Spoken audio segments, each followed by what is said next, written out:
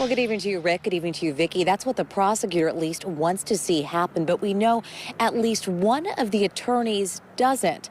That's the man representing Brooks Houck. He wants Houck to have his own separate trial and for it to happen somewhere other than Nelson County. On Thursday, and for the first time, 3 men charged in connection to the 2015 disappearance and murder of Crystal Rogers appeared together in court. Joseph Lawson, who was paralyzed from a motorcycle accident, his father, Steve Lawson, and Rogers' then-boyfriend, Brooks Houck, offered no reaction as the prosecutor pushed for the 3 to be tried together early next year. Based upon the complexity of the nature and of the case itself and the discovery being so voluminous, we believe that a trial date set sometime mid-February of 2025 would be a reasonable trial date to set.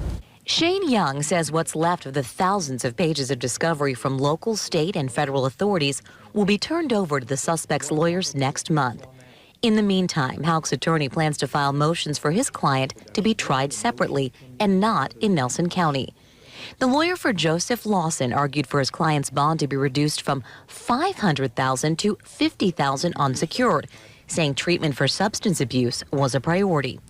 The prosecution argued against the motion, pointing to a lengthy criminal history and evidence Lawson tried to conceal his involvement when he realized he was under investigation.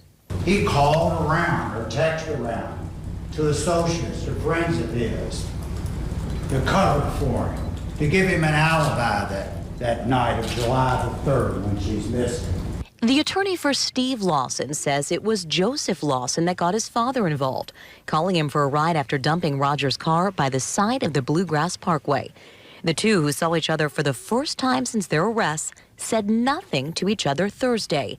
Steve Lawson, his lawyer says, has cooperated fully since the start, and there's been talk of immunity. We haven't drafted it yet. It'll be heard after we've drafted it and studied the situation. So what happens next? All 3 men will return to court next month. And for now, that trial date is on the books for February 10th, 2025. Those close to Rogers' loved ones say they are relieved to see the case moving forward. They sure would want it sooner, but they'll wait. They've waited this long, since 2015. And back here live tonight, Rick, Vicki, while the prosecutor in this case has asked the family of Crystal Rogers not to comment publicly on the case or any developments, I got to tell you, what we saw in this courthouse today was relief. Rogers' loved ones, her grandparents, aunts, uncles, her mother, siblings, even her children filled several rows. And when it was all said and done, keep in mind this lasted only about 15 minutes, we saw a lot of hugs and some tears. Reporting in Nelson County tonight, I'm Lauren Adams, WLKY News.